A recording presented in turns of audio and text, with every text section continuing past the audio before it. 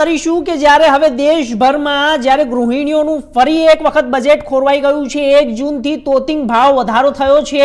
આપને જણાવી દઈએ કે દેશભરમાં 1 જૂનથી કોમર્શિયલ એલપીજી ગેસ સિલિન્ડરના ભાવમાં અમલમાં આવ્યા છે નવા ભાવ। તો ઓઇલ માર્કેટિંગ કંપનીઓને 19 કિલોના કોમર્શિયલ સિલિન્ડરના ભાવમાં વધારો જાહેર કરવામાં આવ્યો છે અને દિલ્હીમાં સિલિન્ડર દીઠ 42 અને કોલકાતામાં 53.50 નો વધારો થયો છે। આ ભાવથી સીધી અસર હવે હોટલ, રેસ્ટોરન્ટ, કેટરિંગ અને વ્યવસાયિક ગેસો વપરાશકર્તાઓ પર પડશે। જો કે સામાન્ય ગ્રાહકો માટે રાહતની વાત છે કે 14.2 કિલોના ઘરેલું એલપીજી સિલિન્ડરમાં ભાવમાં ફેરફાર કરવામાં આવ્યો નથી। નિષ્ણાંતોના મતે જ્યારે આંતરરાષ્ટ્રીય બજારોમાં ઈંધણના ભાવ અને સપ્લાય સંબંધિત પરિબળોને કારણે આ વધારો કરવામાં આવ્યો છે।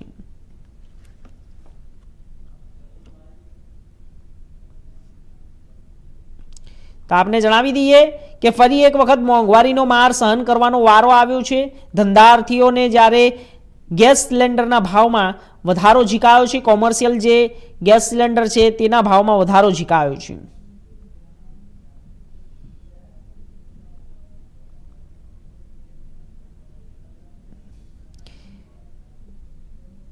તો આપને જણાવી દઈએ કે સૌથી મહત્વપૂર્ણ સમાચાર અને 1 જૂનથી મોટા ફેરફારો સામે આવ્યા છે। તો આપને જણાવી દઈએ કે જે કોમર્શિયલ ગેસ છે સિલિન્ડર છે તેમાં વધારો કરવામાં આવ્યો છે અને સાથે સાથે આ ભાવ વધારો તેમજ રૂપિયા સિલિન્ડર દીઠ 42 કોલકાતામાં 53.50 નો વધારો છે સિલિન્ડરનો અને દિલ્હીની અંદર જે ભાવ વધારો કરવામાં આવ્યો છે તે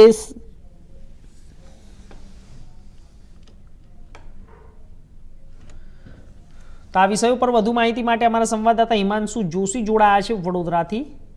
હિમાંશુ, અત્યારે હાલ જે આ 1 જૂનથી નવા દરો અમલમાં આવ્યા છે, કોમર્શિયલ ગેસોમાં વધારો કરવામાં આવ્યો છે ભાવમાં, સાથે જે ઘરેલું ગેસ છે તેમાં આંશિક રાહત આપવામાં આવી છે, તો ક્યાંક ને ક્યાંક જે ધંધાદારી છે તે લોકોને ફટકો પડી શકે તેમ છે। શું પ્રતિક્રિયાઓ સામે આવી રહી છે? ગ્રાઉન્ડ પર છો આપ। જી હિમાંશુ।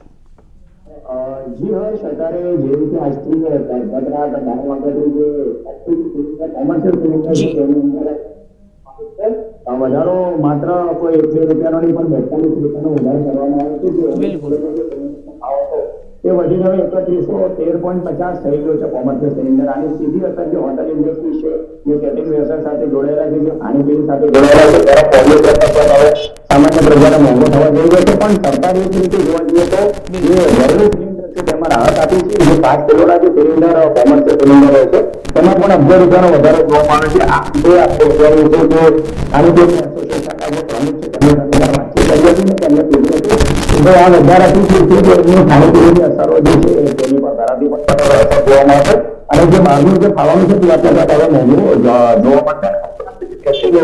જી જી।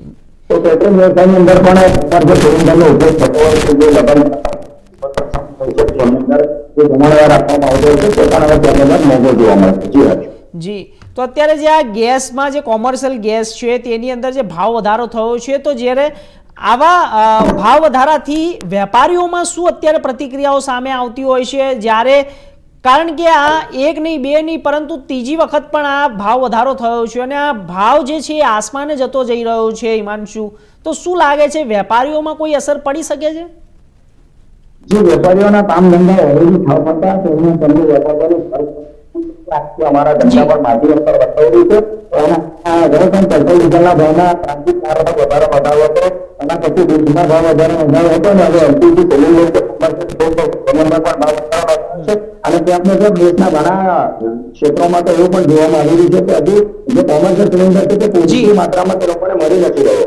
એના લીધે ઘણા બધા જે ખાણીપીણીના વ્યવસાય છે તેમને પોતાના ધંધા રોજગાર બંધ કરવાની અસર આવી છે અને અમુક જે વડોદરાની અંદર તો ખાસ વાત કરવામાં આવે તો જે નાના ખાણીપીણીના વ્યવસાયો હતા તે લોકો કોલસાનો પણ બળતણ તરીકે ઉપયોગ કરી રહ્યા છે।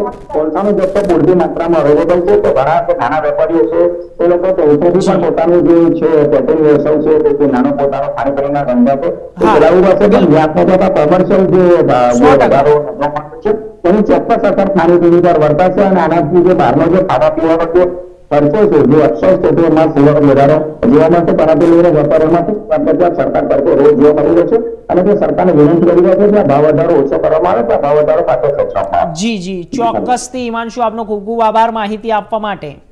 તો આગળ વાત કરીએ